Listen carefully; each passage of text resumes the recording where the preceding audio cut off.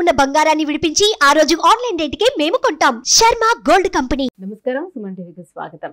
ఈ జూలై మాసంలో ద్వాదశ రాశుల వారికి ఏ రకంగా ఉండబోతుంది, గ్రహ స్థితిగతులు ఎలా ఉన్నాయి, ఎటువంటి ఫలితాలను ఇస్తున్నాయి, వాటికి ఎటువంటి పరిహారాలను పాటించుకోవాలి, ఈ అంశాన్ని తెలియజేసేందుకు మనతో పాటు ఉన్నారు ప్రముఖ జ్యోతిష్య శాస్త్ర పండితులు, జ్యోతిష్య రత్న, జ్యోతిష్య చక్ర వైభవ నిపుణ డాక్టర్ రాళ్లపల్లి రవికుమార్ గారు.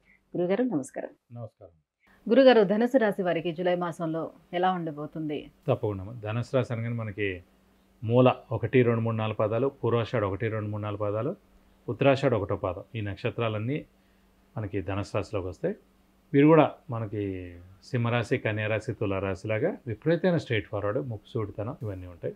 శత్రువులు కూడా ఎక్కువగా ఉంటారు, ఏడుపులు ఎక్కువగా ఉంటాయి.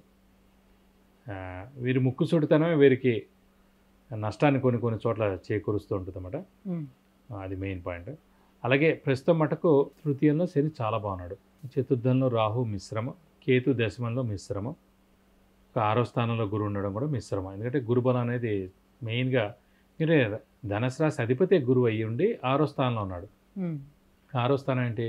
డెట్స్, మిజరీస్, ఎనిమీస్, శత్రువులు, అప్పులు, ఆలోచనలు ఇవన్నీ అన్నమాట. సో అలాంటి స్థానంలో ఉన్నాడు కాబట్టి అప్పులు ఎక్కువగా అవ్వడం, శత్రువులు ఎక్కువగా పెరగడం, మానసిక ఆందోళన ఎక్కువగా ఉండడం ఇవన్నీ కూడా జరుగుతుంటాయి అన్నమాట. ఎప్పుడు రాశ్యాధిపతి 6, 8, 12 స్థానాల్లో ఉంటే కనుక లగ్నాధిపతి కానీ రాశ్యాధిపతి కానీ 6, 8, 12 స్థానాల్లో ఉంటే కనుక హార్డ్ వర్క్ బాగా చేస్తే కానీ ఏ పనులు జరగవు. అంటే అదృష్టకారకుడైన రవి కూడా అష్టమంలో ఉండిపోయాడు, రాశ్యాధిపతి అయిన గురువు ఏమో 6వ ఇంట్లో ఉండిపోయాడు. సో అదృష్టం తక్కువగా ఉంది ప్రస్తుతం, హార్డ్ వర్క్ తక్కువగా ఉంది. గురువే దైవబలం, దైవానుగ్రహం కూడా కారకుడు. అలాంటి గురువే 6వ స్థానంలో ఉన్నాడు. సో దైవబలం తక్కువగా ఉంది, హార్డ్ వర్క్ తక్కువగా ఉంది, అదృష్టం కూడా తక్కువగా ఉంది. కానీ శని ఒక్కడు తృతీయ స్థానంలో ఉన్నాడు కాబట్టి అతను ఉద్యోగస్తులకు కానివ్వండి, వృత్తి ప్రవృత్తికి కానివ్వండి శని కారకుడు. అలాగే ఆరోగ్య ఆయుష్కి శని కారకుడు. అవన్నీ మటుకు చాలా బాగుంటాయి. ఈ మిగతావన్నీ కూడా మిశ్రమంగా ఉంటాయని చెప్పుకోవాలి. విద్యార్థులు బాగా కష్టపడితే కానీ వాళ్ళకి మంచి ర్యాంకు, సీటు రాకపోవడం, అనుకున్న మార్కులు రాకపోవడం, కోరుకున్న కాలేజీలో సీట్ రాకపోవడం ఇలాంటివన్నీ జరుగుతాయి అన్నమాట. సో వాళ్ళు బాగా కష్టపడాలి ఇంకా. అలాగే ఉద్యోగస్తులకు మటుకు బాగానే ఉంది ప్రస్తుతం, ఎందుకంటే శని చాలా బాగున్నాడు కాబట్టి. భార్య భర్తల మధ్య బాండింగ్ ఎలా ఉంటుంది? అది బాగానే ఉందండి, అది పర్లేదు, దానికి దీనికి ప్రాబ్లం లేదు, అది బాగానే ఉంది. సో వ్యాపారస్తులు మటుకు గడ్డు కాలం అనాలి, ఎందుకంటే గురుబలం అస్సలు లేదు, రాహుకేతుల బలం లేదు, అదృష్టం ప్రస్తుతం తక్కువగా ఉంది కాబట్టి వారు కొత్త వ్యాపారం స్టార్ట్ చేయొద్దు, అలాగే ఎక్స్పాన్షన్కి వెళ్ళొద్దు. శని బాగానే ఉన్నారు, శని మూలాన్ని వ్యాపారం కాదండి, గురువు బుధుడు చాలా బాగుండాలి. బుధుడు బాగున్నా గురువు అస్సలు బాగాలేడు కాబట్టి మనకి వ్యాపారస్తులు మటుకు చాలా జాగ్రత్తగా, అప్పులు ఇచ్చినా కూడా, క్రెడిట్స్ ఇచ్చినా కూడా జాగ్రత్తగా ఇవ్వాలి. మీరు వెనక్కి తిరిగి రావడానికి మళ్ళీ ఆలస్యం అయిపోతుంది. ఎప్పుడు ఎలా ఉంటుంది అంటే అండి, 3-4 సార్లు మంచి జరగచ్చు, కానీ 5వసారి మొత్తం ఈ 3-4ది కలిపి పట్టుకుపోవచ్చు. అదే స్పెక్యులేషన్ అన్నమాట. ఇప్పుడు మీకు అస్సలు కలిసి రాదు లాటరీ. ఫస్ట్ కార్డ్స్ ఆడేవాడు కానివ్వండి, లాటరీ తీసేవాడు కానీ ఎవరైనా సరే ఫస్ట్ టైం వాడికి వస్తుంది, ఎందుకంటే అస్సలు వాడికి అలవాటు లేదు కాబట్టి ఫస్ట్ టైం వాడి లక్ బాగుంటుంది, వస్తుంది, రాగానే అంత డబ్బు దానికి డబల్ డబ్బు పెట్టేస్తారు, అవన్నీ పోతాయి అన్నమాట. ఫస్ట్ 2-3 సార్లు బాగానే ఉంటుంది. అలాగే స్పెక్యులేషన్ అంటే ముఖ్యంగా షేర్స్ కానీ అవన్నీ కూడా అంతే అండి, వ్యాపారైనా అంతే. కాబట్టి చాలా జాగ్రత్తగా చూసి మన హారోస్కోప్కి మ్యాచ్ అవుతుంది లేదా వ్యాపారం. మన హారోస్కోప్ రీత్యా చంద్రుడు, బుధుడు, గురువు ఈ 3 గ్రహాలు బాగుండాలండి.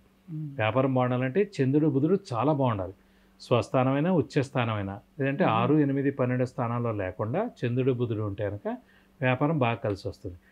వ్యాపారం చాలా బాగుండి ధనం ఇంకా ఎక్కువగా సంపాదించాలంటే మాట గురువు చాలా బాగుండాలి. గురువు ధనకారకుడు కాదు.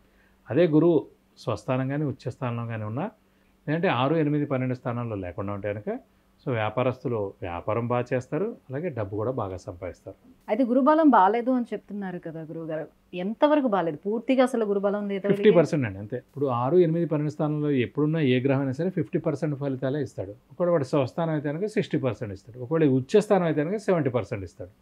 అందుకని మిగతావన్నీ ఏదైనా సరే మన లగ్నం నుంచి కానీ, రాశి నుంచి కానీ 6, 8, 12 స్థానాల్లో గ్రహాలు ఉంటాయి కనుక 50% ఫలితాలు ఇస్తాడు. అయితే మరి వ్యాపారస్తులకి అయితే బాగాలేదు అంటున్నారు, కొత్త వ్యాపారాలు స్టార్ట్ చేయొద్దు అంటున్నారు, మరి ఉద్యోగస్తుల పరిస్థితి ఏంటి? ఉద్యోగస్తులు బాగానే ఉంది, ఎందుకంటే శని ఉద్యోగ కారకుడు కాబట్టి, వృత్తి ప్రవృత్తి కారకుడు మటుకు శని కాబట్టి శని తృతీయంలో చాలా బాగున్నాడు. తృతీయ స్థానం అంటే సహాయ సహకారాల స్థానం కాబట్టి కమ్యూనికేషన్ స్కిల్స్, రైటింగ్ స్కిల్స్, సహాయ సహకారాల స్థానం తృతీయం కాబట్టి అవన్నీ కూడా బాగుంటాయి. మరి ఈ గ్రహాల అనుకూలత కోసం ఎటువంటి పరిహారం పాటించాలి? ధనుసు రాశి మెయిన్గా గురువే మంచిదే చేసుకుంటే మంచిది. ప్రతి గురువారం ఉపవాసం ఉండడం, ప్రతి గురువారం దత్తాత్రేయ స్వామి టెంపుల్కి వెళ్ళి 41 ప్రదక్షిణాలు చేయడం, అలాగే గురువుకి 16,000 సార్లు జపం చేయించి శనగపప్పు కేజీంపో ఒక yellow lungi 1000 rupees worth gold item దానం ఇస్తే మంచిది.